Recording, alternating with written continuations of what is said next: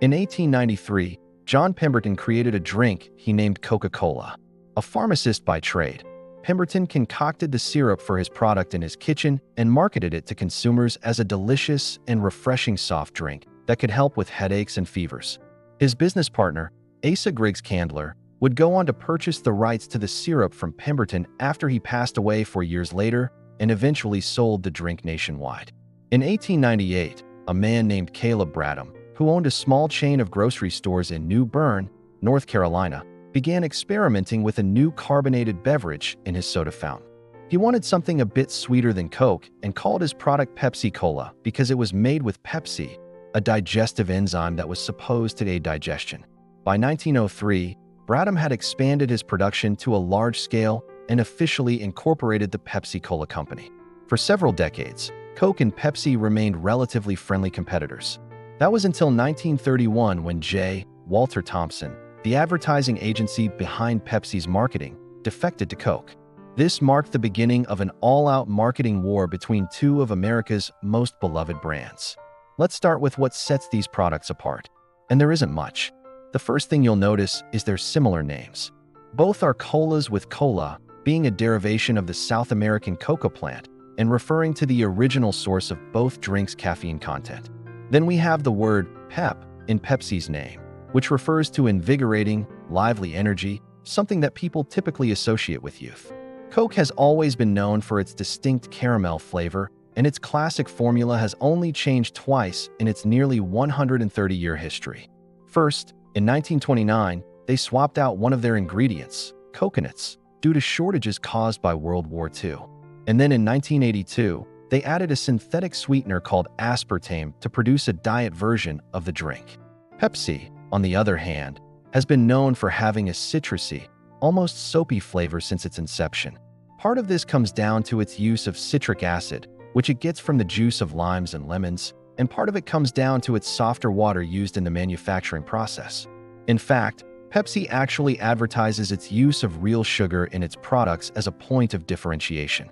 Its main selling proposition is taste the feeling, and Coke's is open happiness. Their brand personalities are also quite different.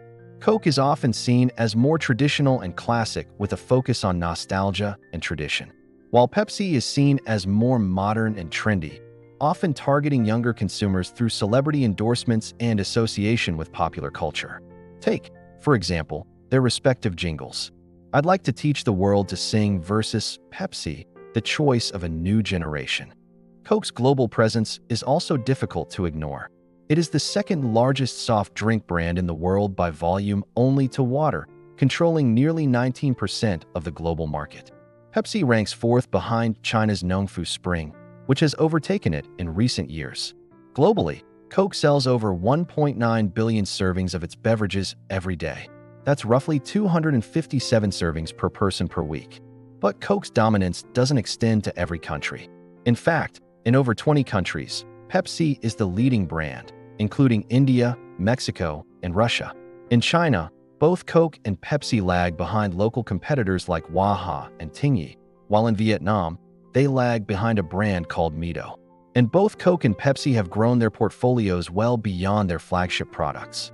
Coke now owns 500-plus brands and 400-plus beverage licenses, including niche brands like Fairlife and Topo Chico, as well as mainstream brands like Vitamin Water and Powerade. Pepsi has 22 brands with more than 600 products in its portfolio, including Aquafina, Gatorade, Tropicana, and Frito-Lay. So how did they get so big? Both Coke and Pepsi have benefited from a series of acquisitions that have allowed them to diversify their offerings and expand into new markets. For example, in 2000, Coke acquired Glacier Freeze, the maker of Hawaiian Punch and Minute Maid, while Pepsi acquired Tropicana in 1998 and Quaker Oats in 2001, which gave them ownership of the Gatorade brand. These acquisitions have allowed them to offer a wider variety of products to consumers, which has contributed to their growth. Another reason for their success is the global reach of their distribution networks. Both Coke and Pepsi have a vast global presence with bottling plants and distribution networks that span the world. They've leveraged this reach to bring their products to consumers no matter where they are, which has been key to their success. The two companies have also implemented strategies to keep their products top of mind for consumers. For example, Coke's iconic contour bottle is designed to be instantly recognizable and collectible, while Pepsi's use of celebrities and pop culture icons in their advertising campaigns have helped them to create memorable and shareable content. Moreover, both companies have sponsored countless sporting events and community initiatives, further cementing their place in the public consciousness. More recently, both Coke and Pepsi have had to contend with changing consumer preferences and trends. Healthier options and more sustainable packaging are just some of the challenges they face. To adapt, Coke has introduced a range of low-calorie and zero-sugar options, as well as plant-based bottles made from 100% recycled plastic. Similarly, Pepsi has also focused on health and sustainability with the launch of its own line of healthy beverages and a new recyclable aluminum bottle. So who's winning the marketing wars today? It's difficult to say definitively who is winning the marketing rivalry between Coke and Pepsi. Both brands are highly successful and have a strong following among consumers. However, some indicators suggest that Coke may have a slight edge.